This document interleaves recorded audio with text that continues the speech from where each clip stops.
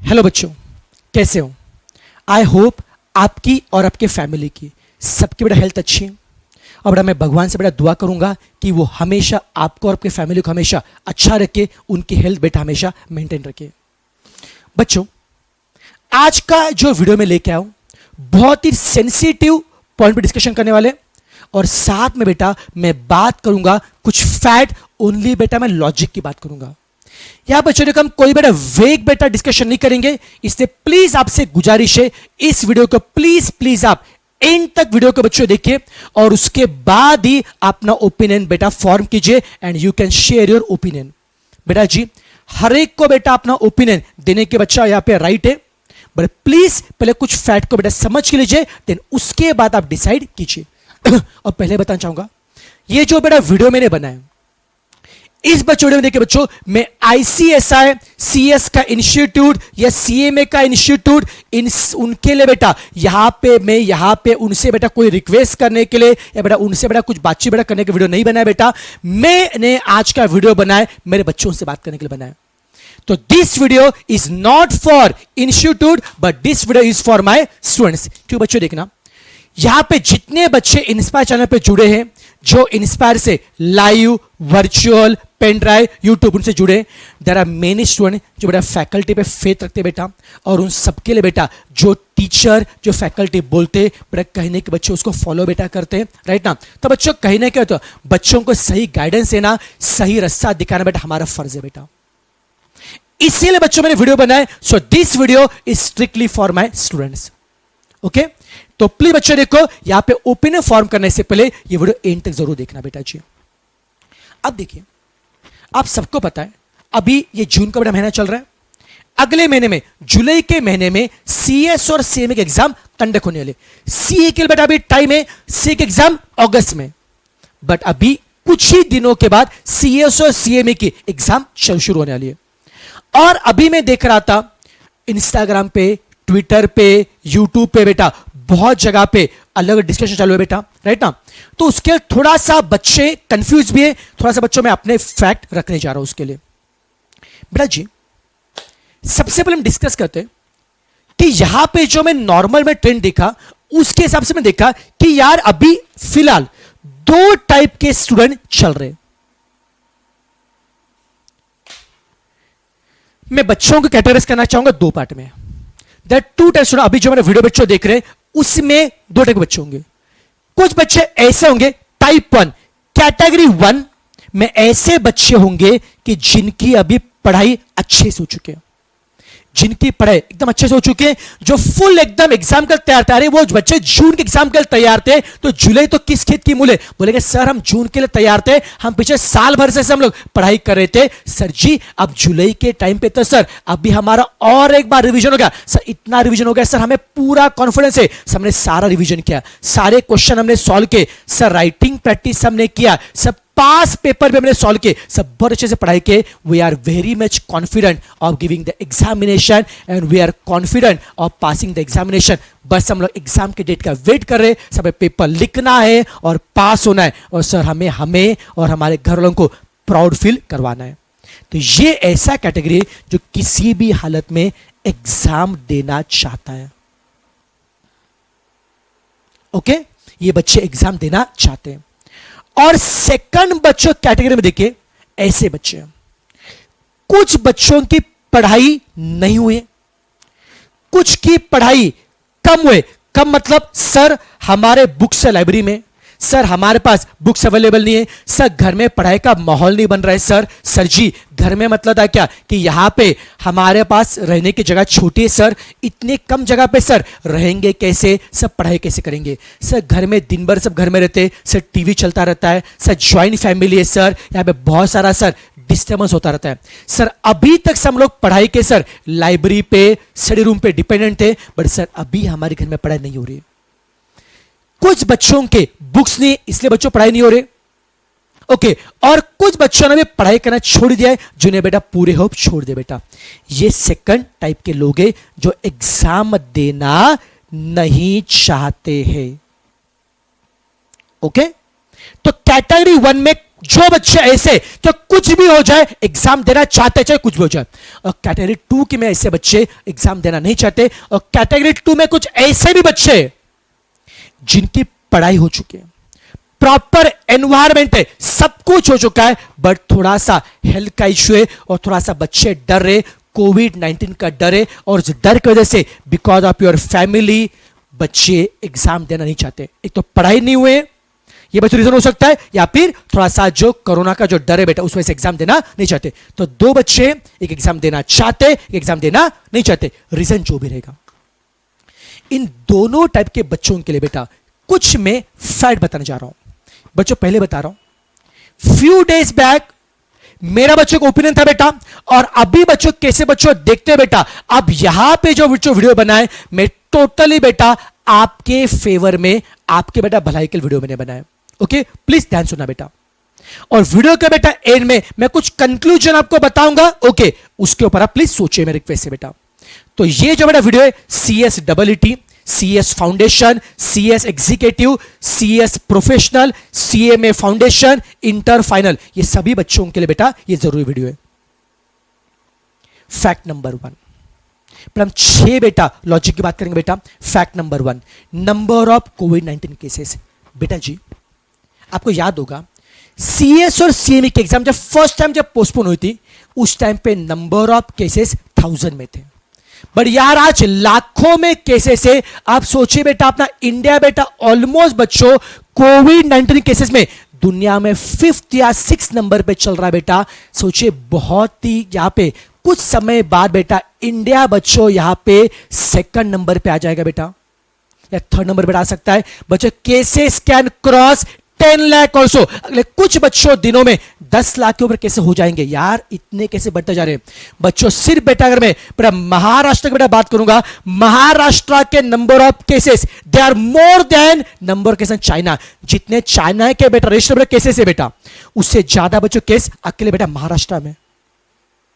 तो जब बेटा एग्जाम पहली बार बच्चों पोस्टपोन हुई थी, उस टाइम पे 1000 बच्चों केसेस थे और अभी लाखों केसेस है। ये पहले फैक्ट देखिए, और रेशो रेट क्या बढ़ रहा है उसको देखिए बेटा जी। लॉजिक नंबर 2 बताने जा रहा हूं।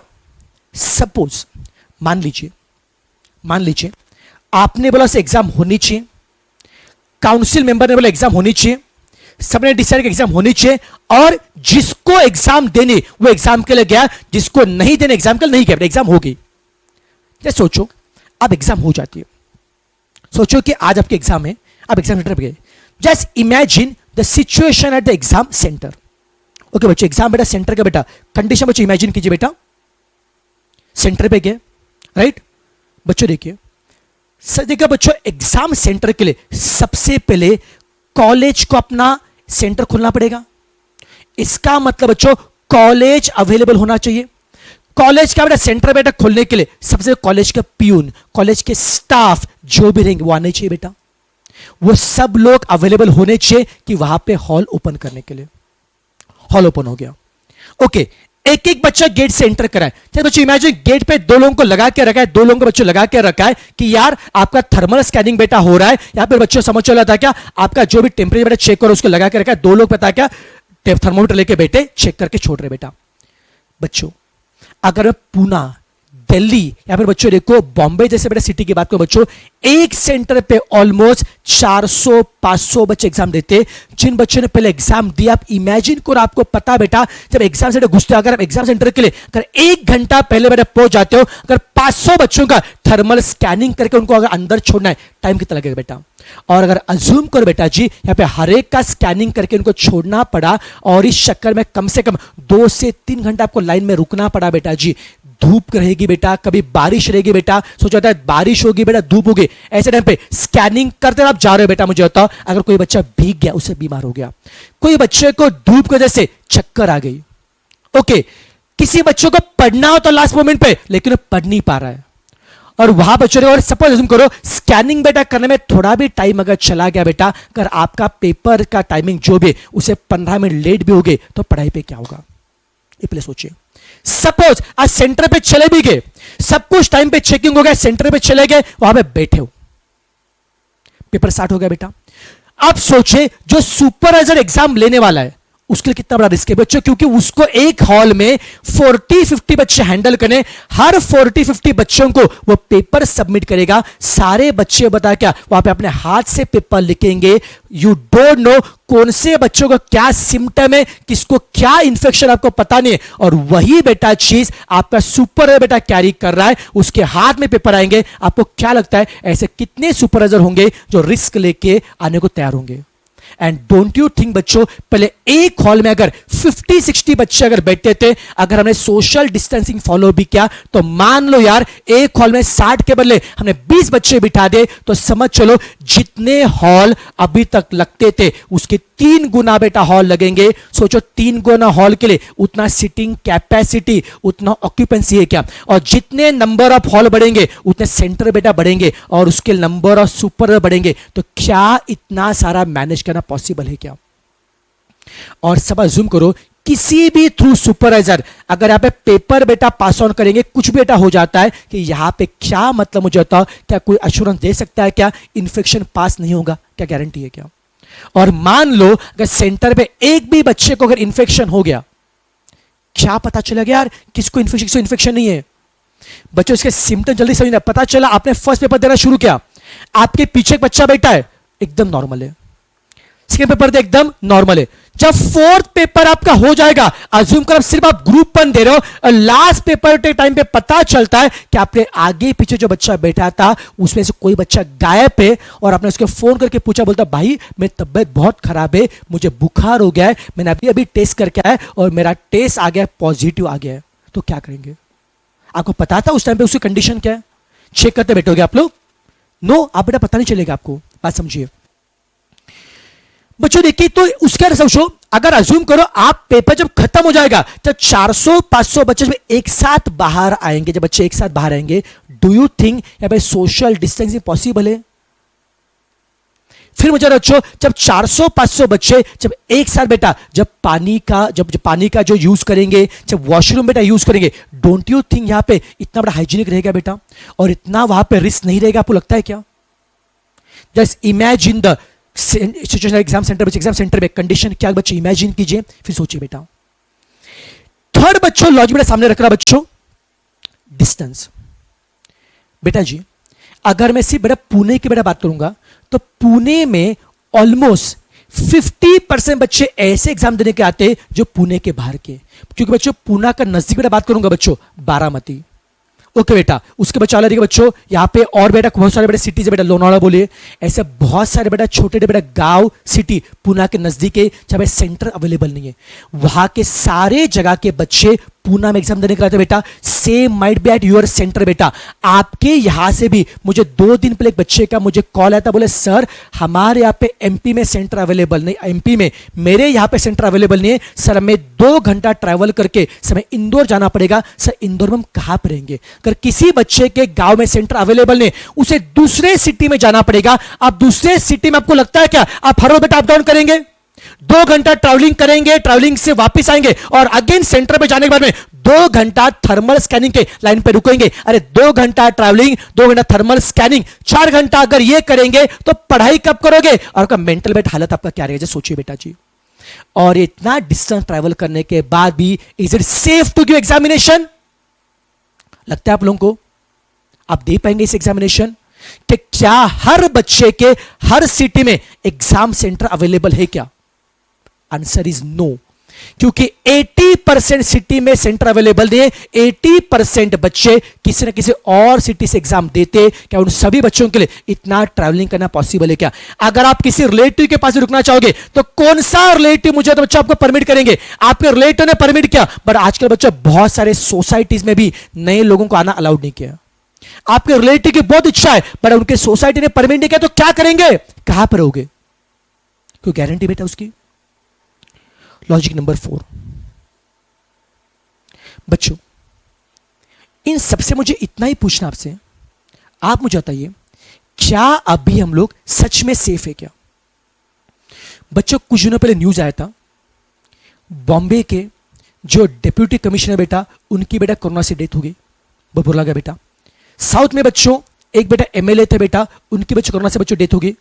बेटा ऐसे बड़े बड़े लोग हैं बेटा, अभी बच्चों ने देखा, बच्चों ने क्या, वाचिद बेटा खान जो है बेटा, उनकी बेटा डेथ हो गई थी बेटा, राइट, सॉरी अगर मैं नाम बेटा गलत ले रहा हूं बेटा, sorry by mistake.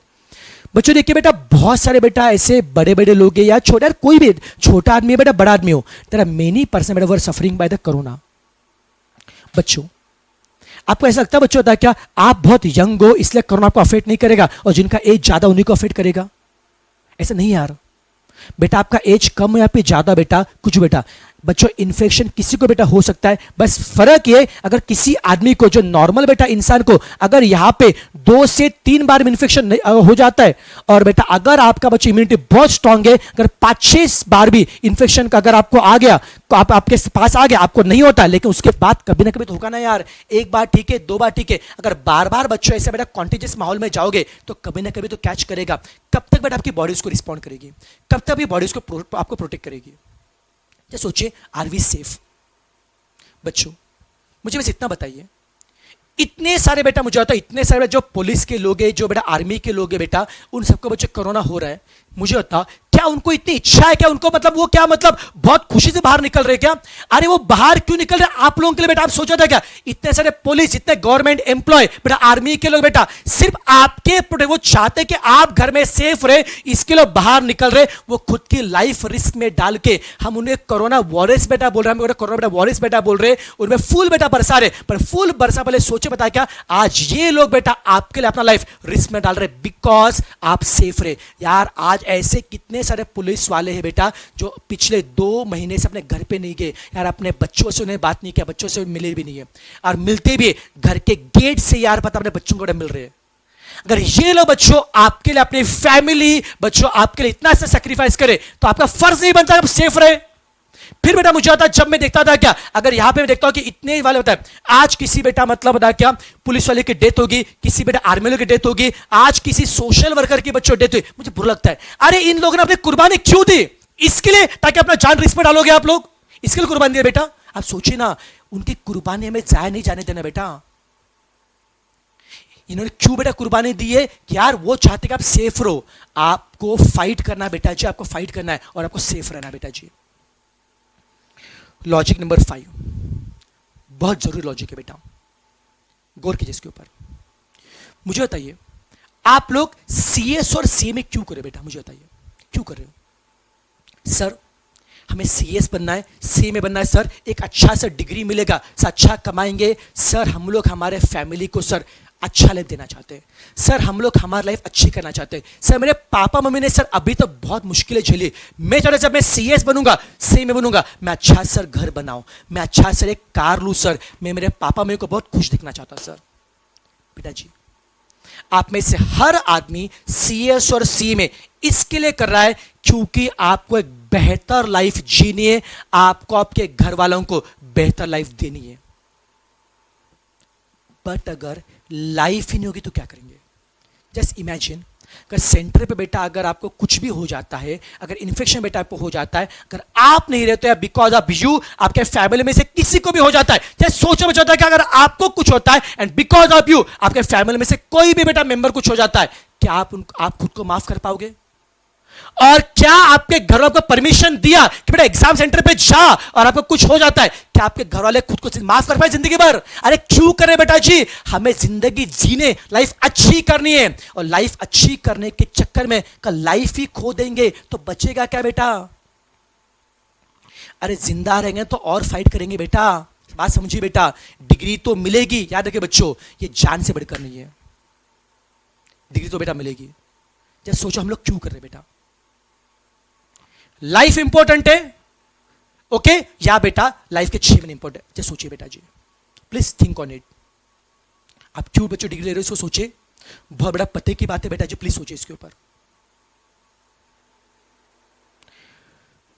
Next logic, कुछ बच्चे मैंने देख रहा था बेटा, कुछ जगह पे मैंने कमेंट मैंने पढ़े थे, कुछ बच्चे बोले कि सर हम बहुत पढ़ाई कर रहे हैं सर, हमारा लाइफ के सर हमारे 6 महीने हमारे वेस्ट होंगे सर लाइफ के 6 महीने वेस्ट होंगे सर, अभी तक सर हमारे माँ बाप ने सर हमारे बहुत एफर्ट लिया सर, हमारे से कंडीशन बहुत ही खराब है सर हमारा लाइफ के सर 6 महीने अगर सर वेस्ट होंगे सर, अगर हमारा अटेम्प्ट हमारा 6 महीने से पोस्टपोन हो जाता है सर जी, 1 महीने के सर कम से कम 50,000 रुपए अगर हम जल्दी सीएसए में बनते तो महीने के 50,000 रुपए से 6 महीने का सर हमारा 3 लाख का हमारा सैलरी मिल सकता था सर। अगर हमारा एक अटेम्प्ट सर पोस्टपोन होता है, ऐसा अटेम्प्ट हमारा कैंसिल होता है सर, हमारा 3 लाख का नुकसान है, कम से कम 3 लाख, 5 लाख, 10 लाख का नुकसान है बेटा जी।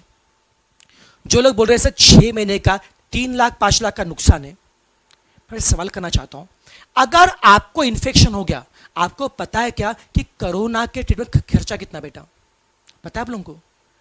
जितना बड़ा 3 लाख के 5 बेटा बात करो बेटा, अगर आपको बड़ा इन्फेक्शन हो गया इतने पैसे आपके ट्रीटमेंट में जाएंगे। आप बताए क्या अभी इस मोमेंट पे आपके फैमिली की एक कंडीशन है कि आपके लिए या आपके फैमिली के मेंबर के लिए, किसी के लिए भी वो खर्चे के लिए 2.5 लाख 3 लाख खर्च कर पाएंगे?